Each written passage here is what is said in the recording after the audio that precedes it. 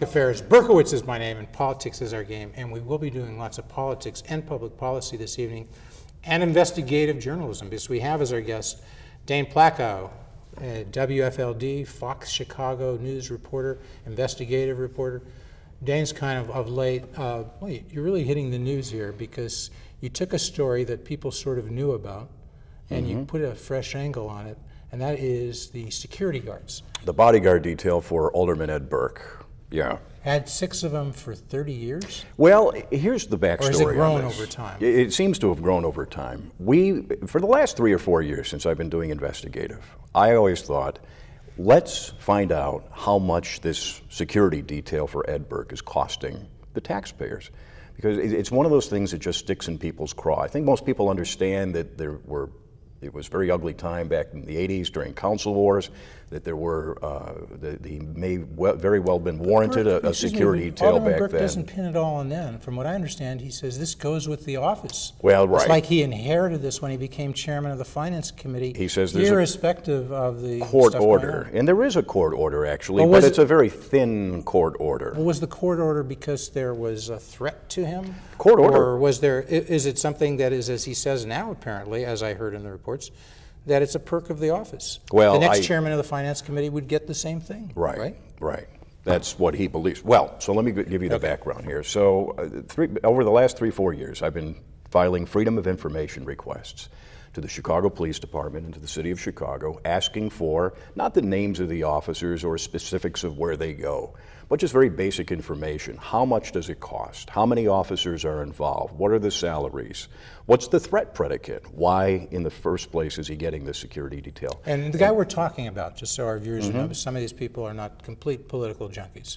Who is this guy? Well, he's the chairman of the Finance Committee, probably the most powerful, certainly the most veteran alderman in City Hall. He's been there since the 1960s. Not just the most powerful alderman. Right. Is he one of the most powerful politicians in the state? Oh, absolutely. Yeah. I mean, you chair a finance committee. That sounds like you're like a clerk or an accountant. I mean, he controls the purse strings for the city. He historically has chaired the committee that controls how money is spent in the city of Chicago, and so he has access to phenomenal amounts of information, can control where money is being spent, and on top of that has been a world-class fundraiser, has roughly $8 million in campaign funds and various political funds that he controls, and uses that to kind of parcel out, how does he make a living? Because aldermen get like, what, $100,000 a year or something? Right. Well, he makes a very good living. I imagine he's not living on $100,000 a year. Doing property tax appeals. He has a very large law firm doing property tax appeals. Is he very good at this, at getting reductions in assessments? He is. How is that? That's why the biggest corporate clients in Chicago come to him. Like some? Well, the way the game is played in Chicago, there's always been a suspicion that you go to the right guy and they know people over at the Board of Review, and you bring some clout, some political clout to the situation, you might get a little better tax reduction. It's very difficult to prove. No, really in Chicago? I thought it's done completely by the book. You're telling me Ed Burke might have some influence? Have a little bit of clout, and on top of that, let's not forget his other clout is he basically slates the judges in Cook County. So if you want to be made a judge, you have to kiss the ring, as it were. Kiss the ring. And people literally do that because once a year he's got this great gathering at Christmas, right? You've been there? I have not myself. I know about it. Have you not been invited? Or is it something you can't do? When I run for judge, maybe I'll... As an impartial journalist, is it wrong for a journalist to go to one of those things? Oh, no, absolutely not. You just haven't I just haven't done it myself. I'm sure you've been invited. I've been to some of the slate-making committees and other things like that, but I've never been there for the judges. So when you go to this party, which I've gone to, and nicely, look, this is nothing personal. I mean, I've met Alderman Burke. I like him. We haven't had him on the show. We've invited him. He's a fascinating guy. He really is. He's a brilliant guy. It's not personal. You understand? This is just business. Right. As Alderman Burke would say, what he does is just business, right? And politics. Sure. So he's a nice guy. He's got a nice wife. We'll get into that. But, you know... but this business about this bodyguard detail is stuck in people's craw forever. So I kept getting my FOIAs rejected on the grounds that it would compromise the alderman's security. And it's a national security issue almost, right? Sort of like, they would like you to believe that. They could tell you, but then they have to kill you, right? No, I hope not. But you know, the old CIA saying. In fact, I was wondering if you're telling us this story before it was public, you could tell us the details and how you got this and your sources and methods, but then you'd have to kill me. Then I have to kill anybody who's watching, which I don't want to. We don't want to kill our audience. It's hard enough getting them to come here. We don't want to chase So about a year ago, tired of having my Freedom of Information requests rejected, I talked to my friends over at the Better Government Association. And I said, you guys have access to some really good lawyers who are doing pro bono work for the BGA. I said, why don't we combine and try to fight this thing in court? And so they filed a FOIA similar to the ones that I had done. It got Freedom of Information requests. Okay. Very Freedom of Information Act. Sure. Request, it summarily got boinged on security reasons again. They took it to one of their law firms who filed a lawsuit and to appeal that decision. To appeal the decision, and eventually, just a few days ago, what do you know? The city, for the first time ever in 30 years since he's had this detail, coughed up some of the numbers. Because were they ordered by the court, or was it a settlement to resolve it? I think they knew they had a losing battle. I think they didn't just get it out. And there was also there's been a sea change at City Hall for years. With Mayor Daley and Ed Burke had sort of this uneasy truce where they didn't want to step on his toes or raise an issue about this detail. And now Mayor Emanuel's already made it clear, he said so in the campaign, that he believes that the bodyguard detail needed to be stripped down or reduced in some fashion. So I think there was a political climate change here which allowed the city to sort of open the door a bit and gave us the first numbers, which showed us for only 2009, that's the only records we have, but you can do stuff with that material.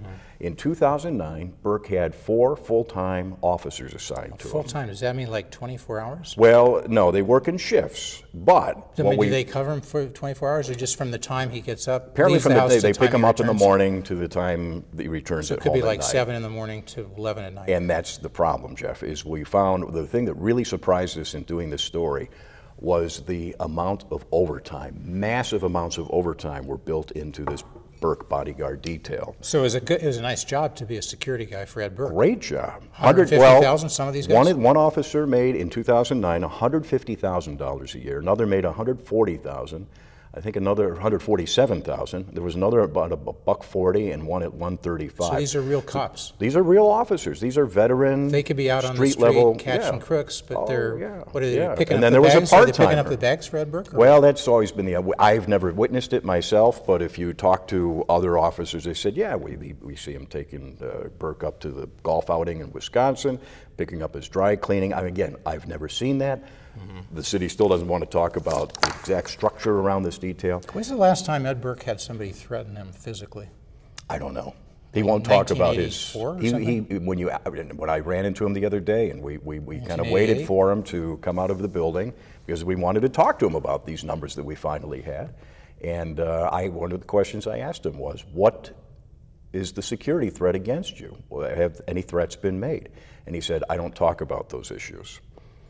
So he doesn't talk about those issues because that would be somehow he would get more threats because it has to be a secret. They're hot on investigation. He doesn't talk about why he doesn't talk about it. He just says, "I don't talk about." But didn't he say? I thought I saw a report or heard a report from you on the radio.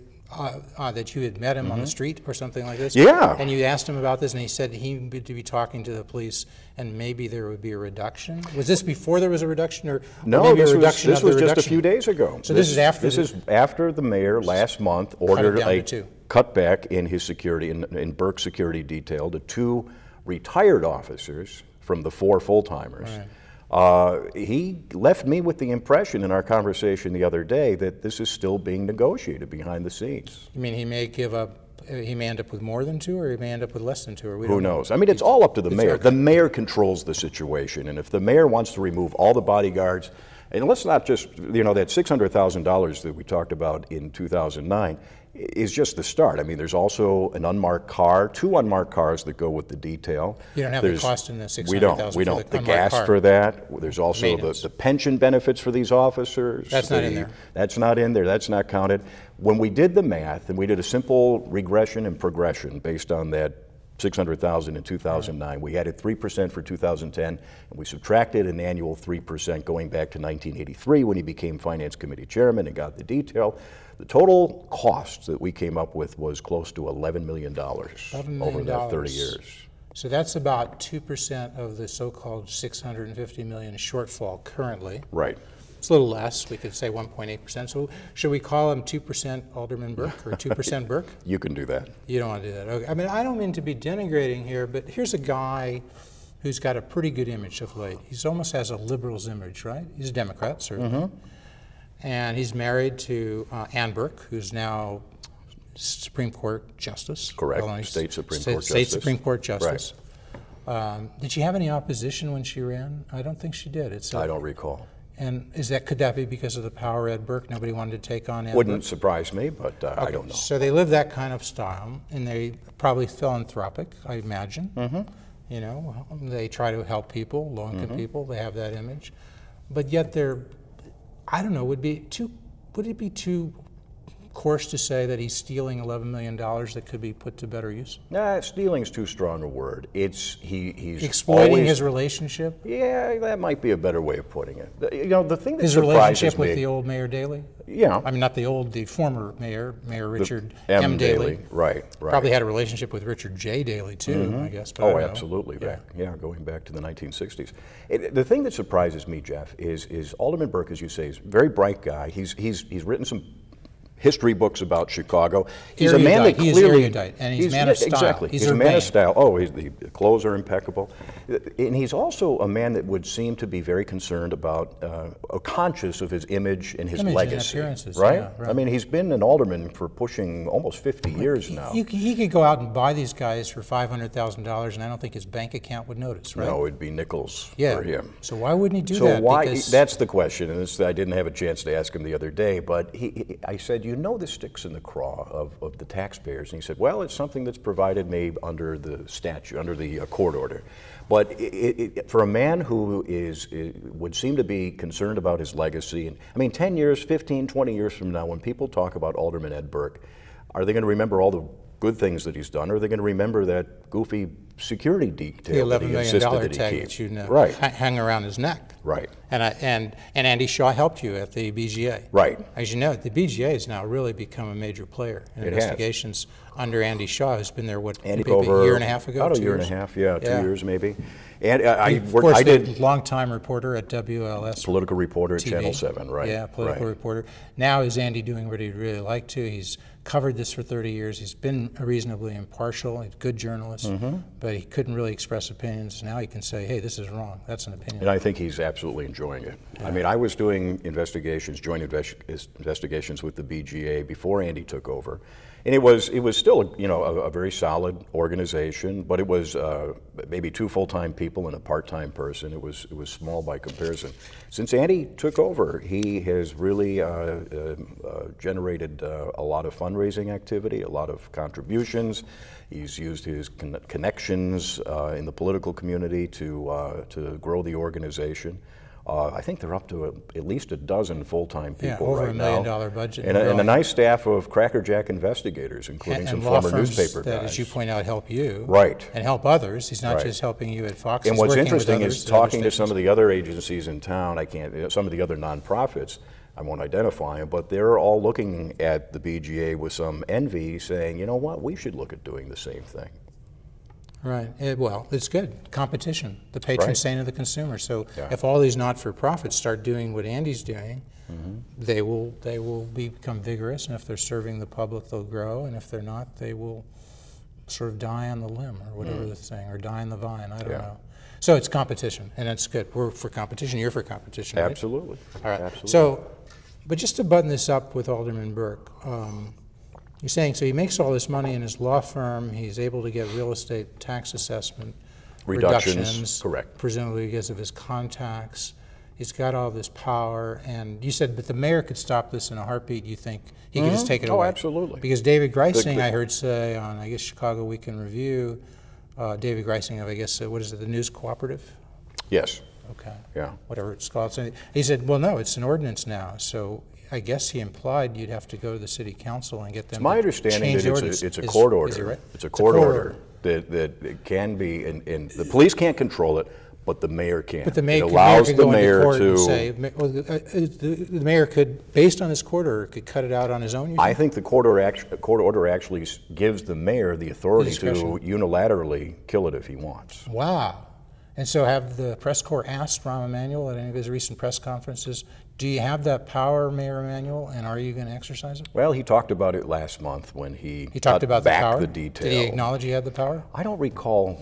I didn't attend that particular news conference, but I know that he's aware that he has the power. And some of the reaction we got after we did the stories over the past few days, people are, as I said, outraged about this. And not everybody.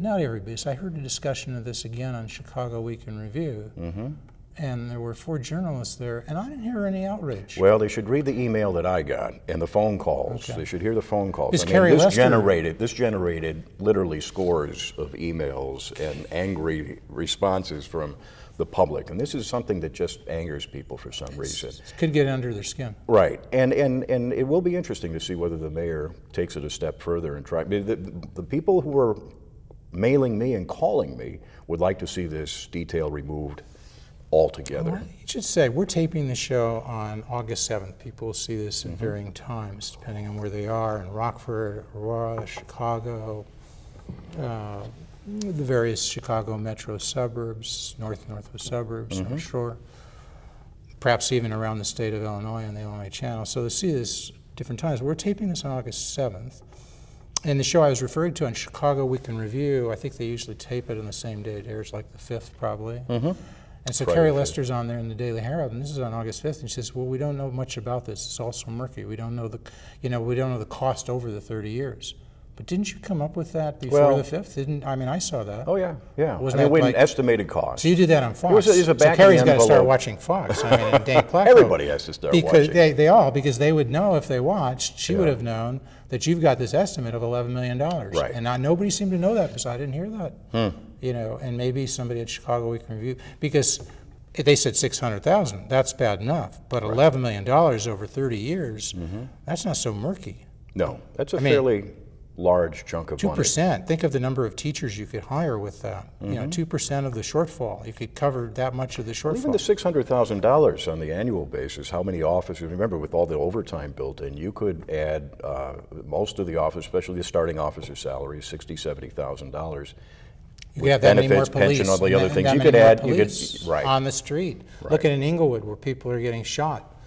People drive by in various areas of the South Side, and just in today's paper, some kid was shot, child in the living room because there was a shooting going on. And Rahm says, well, we have so many resources we can pull police. Well, Rahm, I mean, the question is, and this is as of August 7th, I mean, if I get to go to a press conference, if I'm blessed and Rahm gets to call on me or decides to call me, I would ask him, isn't the obvious question, if you really care about those people who are getting shot and those kids are getting shot, and you could have more police that would prevent at least some of them on the one hand, or you could keep 6 security guards, and now you've reduced it to 2 on the other hand, why any? Because you got the power, Rahm Emanuel does. Right. Dane doesn't have it, Andy Shaw doesn't have it, I don't have it. But Rahm Emanuel, the mayor of the city of Chicago, has the power to say, enough, this was a waste, $11 million is bad enough, but not a penny more. Ed Burke, you want some security? You can afford it, go out and get it. Am I being too harsh? No, I don't think so. I think your analysis echoes the sentiment of most of the responses I got to our stories. And if it is too harsh, we hope that Alderman Burke would come on this show, because we've invited him and we'll invite it again, because we want to be fair and balanced. We want to give him a chance to give his side, or maybe he wants to say, you know, you're right, Berkowitz, I regret it. And if he wants to do that, what better forum than on public affairs? Well, when we talked to him the other day, he was not in an apologetic mood. He didn't apologize for anything. He stands by. I mean, in fact, just listening to him, I think he's rankled still that he has to see this detail in some part go away or be knocked back by a couple of officers. Yeah, he's rankled at that, that it had to go away. Well, come on, Ed Alderman Burke, if you want. We can try to get Dane Placko on, and we could have a nice discussion with the three of us, right? Absolutely. All right, so going to the present, to Rahm Emanuel, Mary Ann Ahern raised this issue, about a week or so ago. She was doing an interview with Rahm, and she just asked about his kids and where they went to school. And it had been reported that they were going to start attending school at the University of Chicago Lab School, private school, not at a public school. And I think the reports were, and what I saw is Rahm kind of got annoyed. Well, would it be fair to say he got ticked off that she was asking about this? I think, yeah, I saw the videotape. Because this is a man who's been very controlled since he adopted the new life, leaving White House counsel, coming back, leaving his position as White House Chief of Staff, and then come back to run for mayor. He did it in a smart way, though. If you saw the clip, he said, look, I'm not going to talk about that. We've discussed that enough. Very even-tempered, and she pursued asking the question about it, and he just, with a little tight smile on his face, took the mic off his lapel and No, but it was quite out. Shocking, because that was all videotaped, and it would be as if I said something offensive to you, Dane, and you took your mic off and said, this interview is over. It happens. I'm sat here without a guest. Believe me, it happens. It happens. It's happened with me. It's happened to you. Oh, but, yeah. So I'm saying it wasn't quite, he could have finished the interview. I've had people, I have to admit, who've been annoyed at a question I've asked, but they finished their half hour here, and then they told me about it after. Okay? They were professionals. They don't kick you under the table here? Yeah, they were completely professional. You wouldn't know, and then after, and, you know, whether they're right or wrong, at least I give them that. Yeah. But here, Rahm made it very clear. The interview was over. It was clear Mary Ann was intending to cover other areas. It's clear she anticipated, and probably reasonably so, she had more time, and she didn't.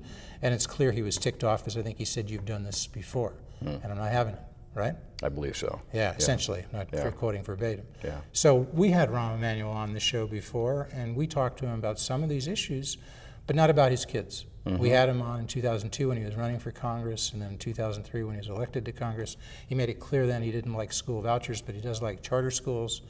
And we didn't talk about, I don't think, his kids, but Mary Ann says, you know, that's where his kids go to school. That's a public issue, because now you're overseeing the superintendent of the Chicago Public Schools. Right. And where you choose, if you don't choose to send your kids to that school, to that system, that's an issue. Is she right or wrong? I think she's right. It's a very difficult thing for somebody in Emanuel's position to discuss. I mean, nobody likes having their family and their kids dragged into a situation like that. It's an intensely personal decision. It's had to have been a difficult decision to make, because he knew what kind of response. But she's right that this is but at the same a legitimate time, inquiry for the public. Right. I think they're both right in some way. I But mean, he was okay for him to be angry about it, because it is family and it is personal. But being a good reporter, as Mary Ann is, it was right for her to continue to push him on the issue. Right, but more he has to answer for. I mean, I don't think it's a bad thing that the guy chooses to send his kids to a private school. You know, the teachers union president took a shot at him for that. Yeah. But, you know, I don't think it's a bad thing, because that's his choice. That's what he said. It's a family decision. They're the parents. They make as all parents, they decide what's best for their kids. But is there hypocrisy in the sense that, and I don't think Mary Ann or others focused on this, others in the journalism community here in Chicago, is there hypocrisy in the sense that he's exercising choice. He's saying, I want to opt out for whatever reason, I'll pay the freight, and so forth. Yeah. Now he could influence the legislature to give people, parents in the Chicago public school system, if not the same choice, a similar choice. They could opt out to go to more charter schools. Now, he favors that. Let's give him credit. He's trying to give choice in that sense. Right. But he could say to the legislature, I'd like the authority to tell our parents to take their $15,000. That's what we spend per kid per year in the Chicago public schools. Look it up, as Yogi Berra used to say. $15,000 per kid per year, that's what we spend. And parents can go to the private school of their choice or a public school, stay in the public school. He's not allowing them to have that choice, and yet he wants a choice to opt out. Hypocrisy? Well, why is he not allowing them to have that choice? And typically what we see with a lot of politicians who are against choice, it's because they take a lot of money from the teachers' unions, right? He's not exactly a friend of the unions, or at least hasn't been so far. So he shouldn't be constrained. So it'd be logical for him to say he favors school vouchers, right? Well, one would think so, but perhaps, I mean, and he's, I think, again, if he wants the choice, then other parents should have the choice. The $15,000, it's very simple. Look at the budget. It's coming up from renewal. It's in and around $6 billion, give or take, plus or minus. 400,000 students, divide 400,000 into $6 billion, it's $15,000 per kid per year. If Rahm doesn't think that's the case, I hope he'll come on the show, maybe the same show with Alderman Burke, and we can have fun asking these questions. But more importantly, do a service to the public, not a fun of getting real answers. Because this is a serious issue. These kids are not learning how to read. Many, many kids, hundreds of thousands of kids, maybe 200,000 kids in failing schools in the Chicago public schools. And Eddie Burke's having fewer teachers, fewer police, so he can have a security guard. And Rahm Emanuel says, I'm going to opt out of that school system that has failing kids, and I'm not giving the parents the same choice. Well, I think it goes beyond just Mayor Emanuel as well. You raised an issue, we were emailing back and forth this week setting up the interview, and you raised an interesting question, I thought. How many other politicians, specifically how many aldermen, are sending their kids to private school instead How many of teachers public then school? The Chicago Teachers Union? We know a lot upwards of 40% of the teachers. So how Right. can the Karen Lewis, the president of the Chicago Teachers Union, knock Rahm for doing what 40% or so of her members, perhaps more, are doing? Is she knocking them too? Is she knocking Reverend Jackson because he sent his child, Congressman Jesse Jackson, in D.C. to St. Albans?